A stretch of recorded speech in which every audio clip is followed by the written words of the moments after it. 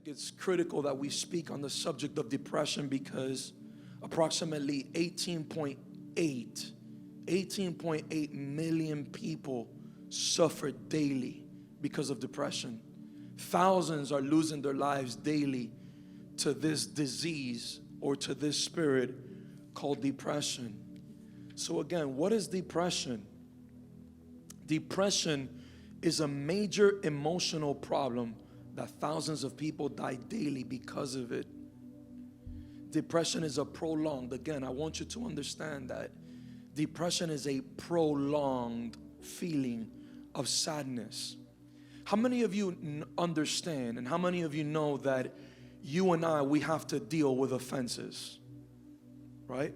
Jesus said offenses must come, but woe to the man whom offenses come from. Meaning, I don't have the time to get into that scripture, but we must deal with offenses.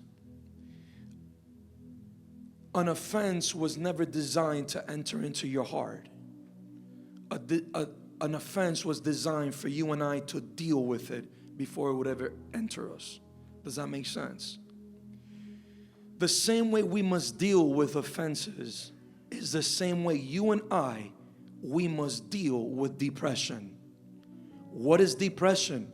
I just gave you the definition. Depression is a prolonged feeling of sadness. It's sadness that was never dealt with.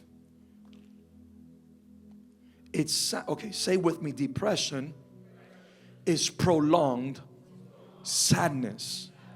It's sadness that was never confronted. It was sadness that was never touched. It was sadness that was never dealt with. In other words, it prolonged, it accumulated because you or I never did anything with it. So again, the same way we must deal with offenses, because offenses will come. You can't go anywhere on earth. You can't go to Disney World. You can't go to Italy. You can't go to your favorite food place. You can't go anywhere in the world and escape offenses. Offenses can come to you and it can come to me at any place. Offenses can come to you in a family reunion. Offenses can come to you at your job. You might love your job. You might love the school you attend. You might love the family that you are part of. But you cannot escape offenses. So Jesus teaches you and I, we must deal with the offenses that will come to our lives. Are you here tonight? And the same way we must deal with offenses so that it doesn't enter our heart is the same way you and we must deal with this thing called depression. We must deal with this thing called sadness that the enemy wants and desires. His birthday wish, the devil's birthday wish, is so that your sadness would prolong, so that it can become depression. But tell your neighbor, I'm going to start dealing with depression. So what is depression? Once again, depression is a prolonged feeling of sadness, of mourning, of discouragement, of despair, and the inability to overcome life's difficult situations due to a sense of hopelessness. Tonight I'm going to speak to you on Apostles' book called Overcoming Depression. If you've never read this book would be a blessing to you. It would be a blessing if you're a leader, a mentor. It will be a blessing to those that you lead, those that you disciple. Get this book, eat it, because again, like none of us can escape offenses, none of us can escape sadness. Every single person, you know why it's so critical to speak on this subject? Because each and every single one of us, we're going to face situations where we're going to be sad. We're going to face situations where we're going to mourn. There's going to be mourning to that situation. All of us, we're going to suffer situations of discouragement. You can be the best Christian you can out of all of us here in the building, but sadness will still knock on your door. Despair will still knock on your door. You can be the most tongue-talking Christian in this whole room, and guess what? Situations you will face, situations will come haunting you. They will come knocking on your door of discouragement. In life, young people, you're gonna get sad. Can I break the reality to you? In life, you and I, we're gonna get sad. You and I, we're gonna be discouraged. Jesus said it. We live in a cursed world. Jesus said it. In this age, you're gonna go through tribulations. You're gonna go through despair. You're gonna go through discouragement. Anybody got discouraged this year? Anybody had a time or two where you got sad in 2019 this year? Anybody went through some despair this year? Anybody lost a family member? Anybody lost a friend this year? In other words, did anybody this year go through a situation that was out of your control? So this is why we're speaking on this subject called depression. Why? Because it's not about whether you're sad or not. It's not about whether you're discouraged or not. It's not about whether you face a situation where there's despair or mourning. It's what are you doing with that sadness? What are you doing with that discouragement? Your father walked out on you. What are you doing with that disappointment? What are you doing with that discouragement? What are you doing with sadness? Because depending on what you do with sadness will depend whether you fall into depression or you come out of sadness. Are you with me? So once again, it's very important. This is the introduction. What 18.8 million United States citizens are struggling with depression. Thousands of Americans, thousands of young people, they losing their lives to this spirit called depression, this illness, this disease called depression. And tonight we've called war against this spirit. I said tonight we've come to wage war against that spirit. Tonight we've come to wage war against prolonged sadness, prolonged despair, prolonged discouragement. If you here tonight and you've had or you've been struggling with depressing thoughts, we've come to wage war against depression, mental depression, thoughts of depression, thoughts of sadness. I came tonight to tell somebody, you too good to be in that sadness. You too good, you too valuable.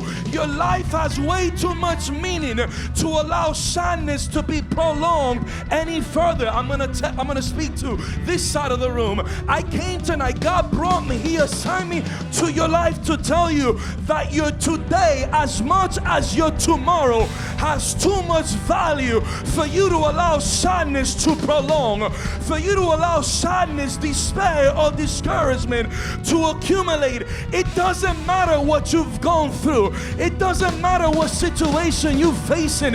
It's not that I'm not sensitive to what you're going through. It's that tonight God assigned me to your life to teach you what to do with that sadness, to teach you what to do with that discouragement. And don't look at me funny. I don't care if you're a leader, a mentor, an elder, or a pastor in this room. Sadness can come to anybody. Sadness can come and knock on anybody's door. Oh man, I'm gonna preach to somebody tonight. Your life and my life has too much meaning to continue in sadness. It's not that God's not sensitive.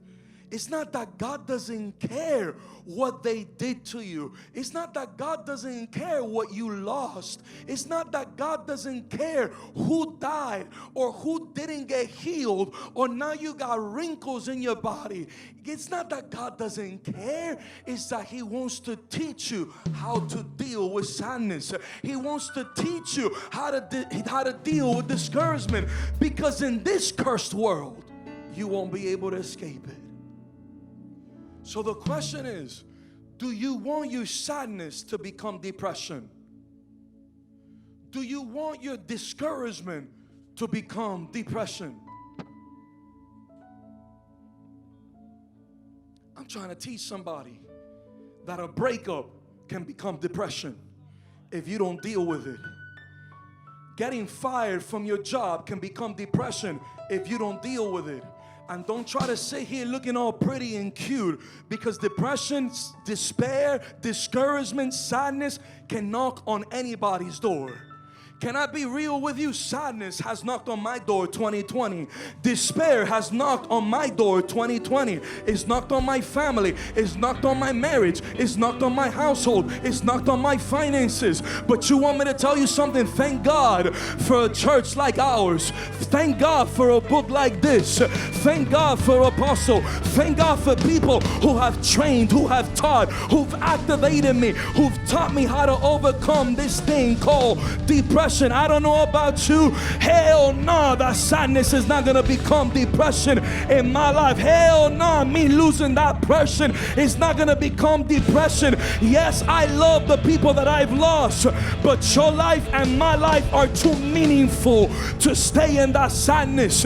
Your life is worth more than the person you lost. I came tonight to remind you, your life is way more than what happened to you. Your life is worth way more than that betrayal. It's worth way more than that despair. I wish I can get a young person here to believe what I'm saying. I came tonight to tell you, if they fired you, guess what? Your worth is worth more than that job. Your worth is worth more than that friendship.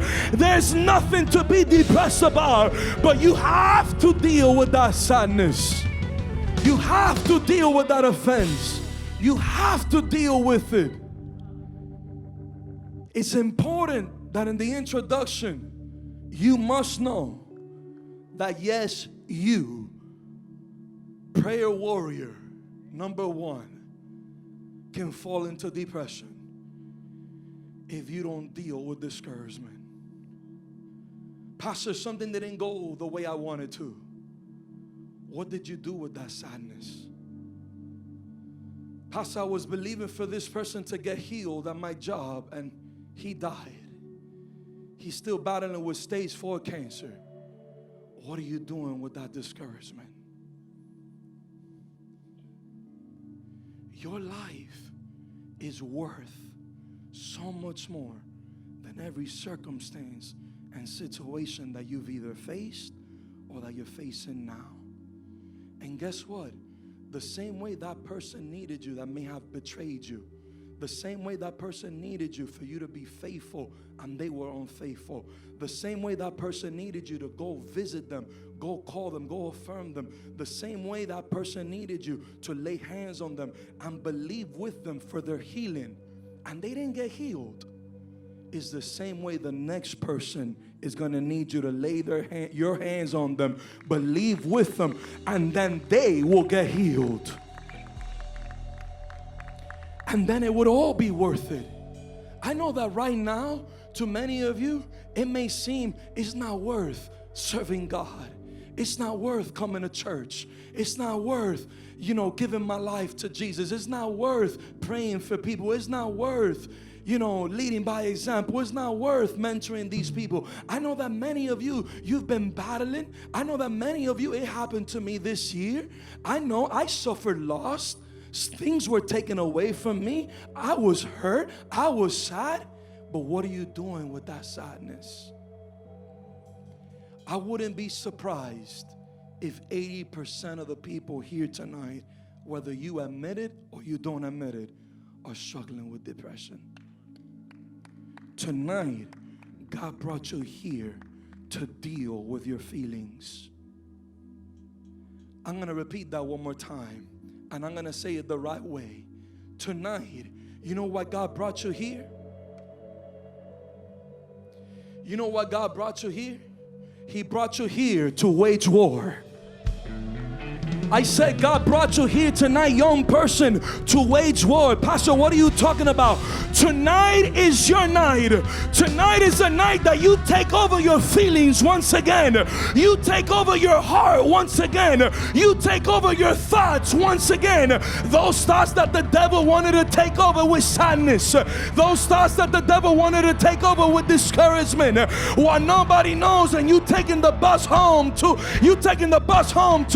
your house. house. You taking the bus to work. You got a flat tire. You going through hell and hot water when your mentor didn't know, your parents didn't know what you were going through. God brought you here to deal with that sadness, to take over the situation, to take over your circumstance. Oh my God, I'm going to preach to somebody here tonight. You know what God is telling you, Kelly? God is telling you, maybe you haven't seen everything you've been believing me for in your family, but it's coming. Deal with it. Deal with the depression. How? Deal with the sadness that is knocking on your door. I know that you didn't deserve that friend to backstab you in the back. I didn't deserve my friend to backstab me in the back. I didn't deserve for that person to ride out on me. But you know what's the difference? What I did with the pain, what I did with sadness, hell to the no, that mistake won't determine how I will live the rest of my life. Hell no, that mistake is not going to determine who I am or my identity. I don't care if they cheated on you. That doesn't define you. I don't care if they backstabbed you. That doesn't define you. I don't care if they fired you. That doesn't define you. You are who God said you are. And you got meaning. You got value. Somebody got to shout, hell no. It's time for you to take over your emotions once again. It's time for you to take back your heart from depression. Take your heart back from discouragement. Take your heart back from that family loss. Take your heart back from grieving, from mourning, and give it to God tonight. Welcome to Remnant Youth. If this is your first time, we welcome you. That's the introduction to tonight.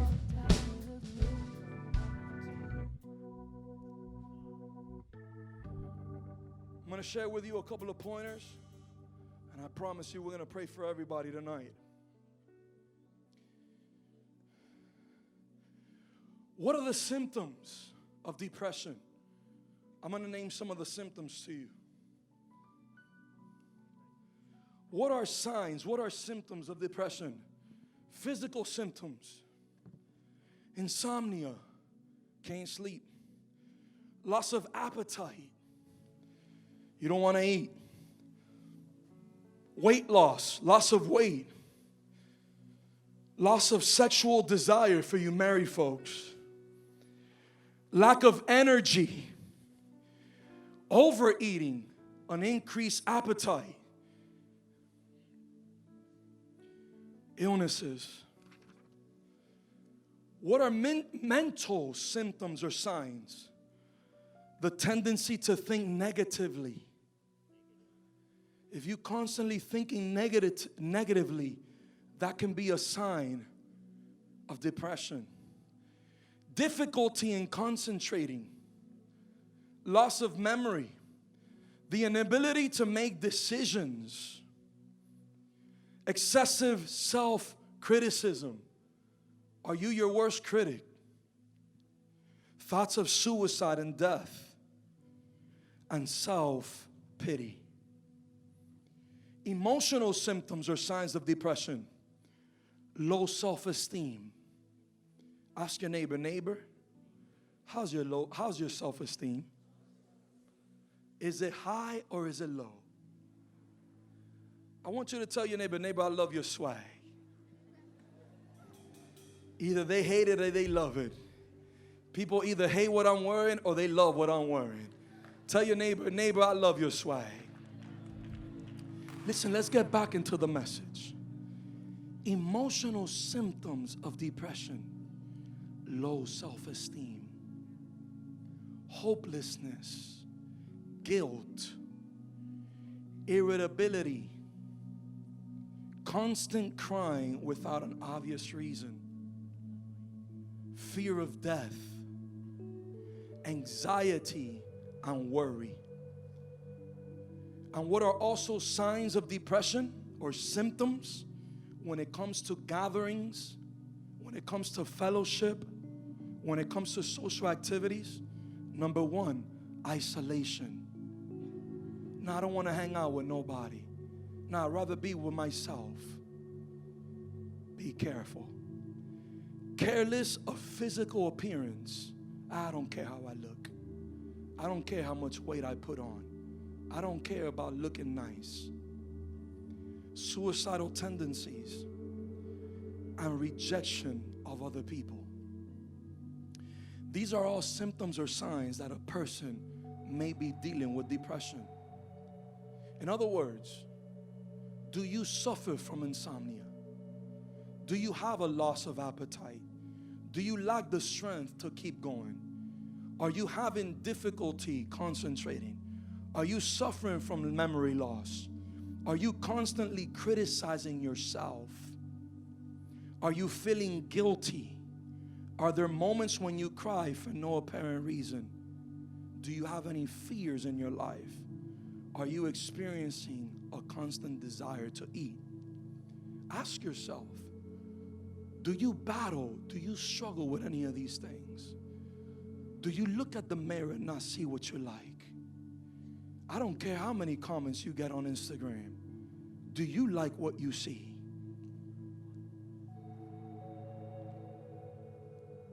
Are you battling with any of these symptoms? Because those are indicators, indications that you may be battling or struggling with depression. So what is depression? I already told you, is a prolonged feeling of sadness, of despair, of discouragement, because you didn't deal with it.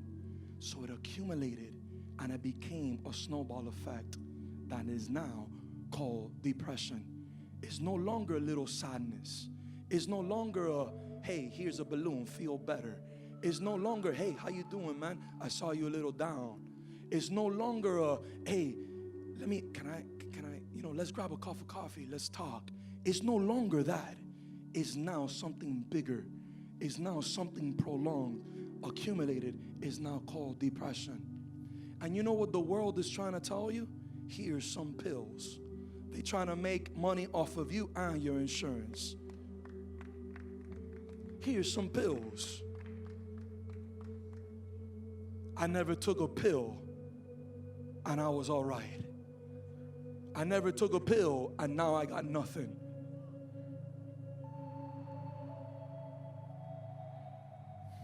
What causes depression? Number one, there's a couple of things that I'm going to share with you. I eagerly urge you to read this book. It will bless your life. You can get it in the bookstore.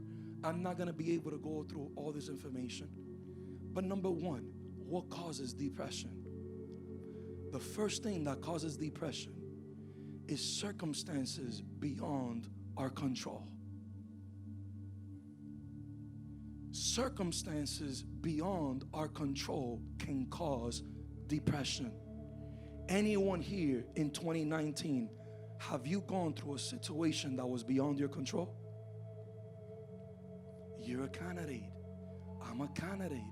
Unless we deal with whatever that situation was trying to feed us, make us feel, make us think, or make us do, that situation that was beyond your control and mine can become depression, or may have already become depression. Are you here tonight? So number one, what causes depression? Circumstances beyond our control. Why? Why does circumstances beyond our control cause depression? The reason why circumstances beyond our control cause depression is because as humans, we want to be in control of everything. We want the control power of our lives. We want the control power of our lives. Okay, how many of you feel better driving than somebody else driving? Husbands, can you say amen? I'm blessed to have a good wife driver, so it's not for my marriage.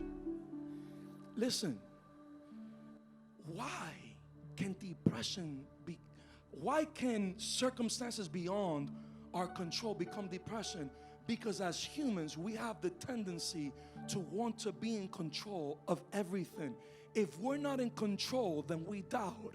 If we're not in control, then we worry. If we're not in control, then we're stressed. If we're not in control, then we're afraid. If we're not in control, then we're in fear. Has anybody ever been in an airplane? You don't know how to fly. You don't even know what turbulence means. But when you feel that, you like worried, you stressed, you like dealing with anxiety, you afraid. Why? Because you don't know what that is. You don't even know why the plane is shaking. You don't even know how to fly.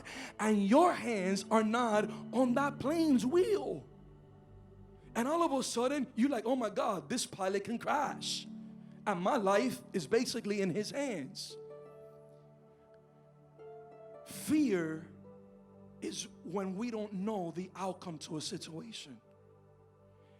All fear is based on the unknown.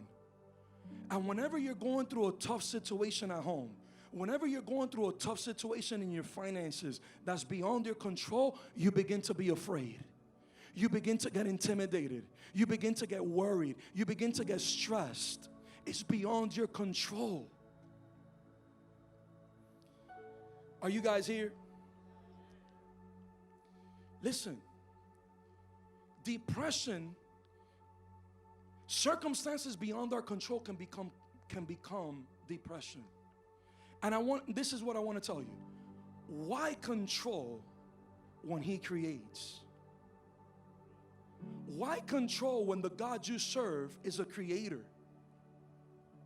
Why control when the God you serve can do what nor you nor I can do? In other words, tonight, how do you overcome depression? Losing control. Just lose control. Give the wheel to God. Don't be afraid because He loves you. And the Bible says that perfect love casts out all fear. You know why that plane won't go down? Because you have a Father in heaven that loves you. You know why you will make it out of that circumstance and that situation? Because you have a faithful Father that protects you, that provides for you. And the same way He got you out of that financial circumstance before, the same way He got you out of that depression or out of that betrayal or out of that, that circumstance before, it's the same way He's going to do it again. My God, I challenge somebody here tonight to lean not on your own understanding, but lean on God's understanding. I want to challenge somebody tonight to be like a child, to be childlike, like a child that the father says jump, and the boy or the girl jumps. Why? Because it's not afraid. It knows that its father's gonna catch him. It knows that its father's gonna catch her. Oh, I came tonight to tell somebody, if you want to get out of depression, if you want to deal with the sadness, if you want to deal with the pain, with the loss, with what they did to you, with what you're going through, oh my God, I came tonight to tell somebody, all you got to do is just throw yourself to your Father's arms. Let Him catch you, because He'll drive any car, He'll drive anything with a wheel behind it better than what you can. You're not alone. You're not going through life alone. You're not facing that situation alone. You have a Creator that it doesn't matter if it looks like there's a dead end. He creates a way. It doesn't matter if they fired you. He'll create a business. It doesn't matter if they backstabbed you. He'll create a loyal and somebody shout, I'm going to trust you, God.